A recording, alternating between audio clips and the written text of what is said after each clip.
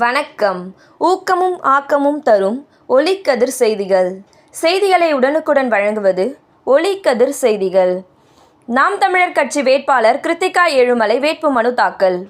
மாதவரம் சட்டமன்ற தொகுதி நாம் தமிழர் கட்சி வேட்பாளர் வழக்கறிஞர் கிருத்திகா ஏழுமலை தனது ஆதரவாளர்கள் மற்றும் நாம் தமிழர் கட்சியின் அனைத்து நிலை நிர்வாகிகள், பொறுப்பாளர்கள் முன்னிலையில் மாதவரம் பகுதியில் உள்ள அருள்மிகு ஸ்ரீ பாலமுருகன் ஆலயத்தில் சிறப்பு பூஜைகள் செய்து சுவாமி தரிசனம் செய்தனர். பின்னர் உழவர்களின் அடையாளமான ஏர்கலப்பையுடன் மாட்டு வண்டியில் சென்று மாதவரம் தேர்தல் நடத்தும் அதிகாரியும் கோட்டாட்சியருமான பெருமாள் இடம் நாம் தமிழர் கட்சி வேட்பாளர் வழக்கறிஞர் கிருத்திகா ஏழுமலை தனது வேட்புமனுவை தாக்கல் செய்தார். வட்டாட்சியர் அருள்ஜோதி மற்றும் மாநில ஒருங்கிணைப்பாளர்கள் ஏழுமலை, கார்த்திக் பாபு உள்ளிட்டோர்கள் உடனிருந்தனர்.